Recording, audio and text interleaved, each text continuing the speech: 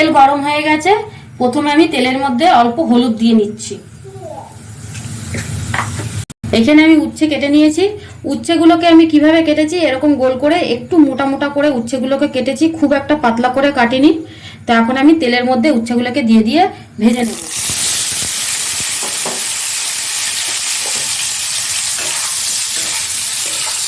আপনারা চাইলে উচ্ছেটাকে আপনারা সিদ্ধ করেও ভাজতে পারেন।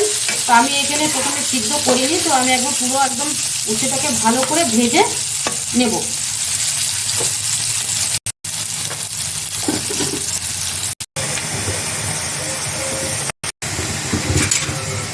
উচ্ছেগুলো ভাজা হয়ে গেছে, এখন আমি উচ্ছেগুলোকে তুলে নিচ্ছি। তো আমি কিভাবে ভেজেছি বন্ধুরা দেখেন, একদমই লাল করে ভেজেছি উচ্ছেগুলোকে।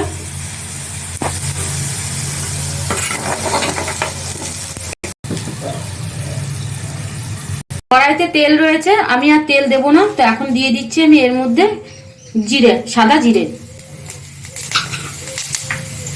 এখানে আমি একটা বড় সাইজের পেঁয়াজ কুচি নিয়েছি, পেঁয়াজ কুচি দিয়ে দিচ্ছি। পেঁয়াজ কুচিগুলোকে একটু ভালো হালকা বাদামি কালারে ভেজে নেব।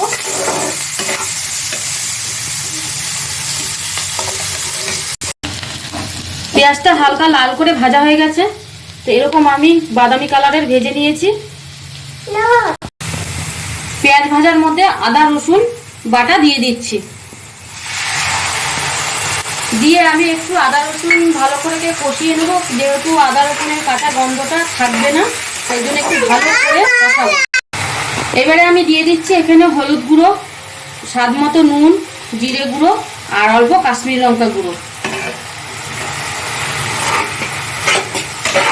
দিয়ে দেবো। অল্প জল দিয়ে আমি মশলাটাকে আরেকটু ভালো করে কষিয়ে নেব। মশলা কষানো হয়ে গেছে, এখন আমি এর মধ্যে একটা কাঁচা লঙ্কা চেরা দিয়ে দিচ্ছি।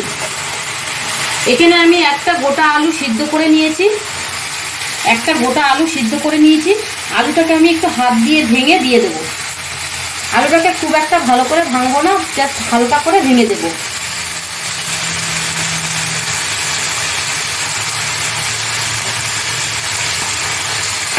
আলুটার সঙ্গে এবারে মশলাগুলোকে একটু কষিয়ে নেব।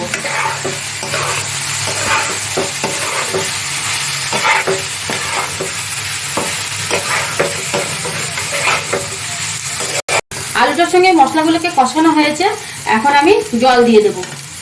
জলটা পরিমাণ মতো দেবো, খুব একটা বেশি দেবো না বা খুব একটা কম দেবো না, যাতে আলুগুলো ডুবে থাকে সেরকম ভাবে জলটা দেব।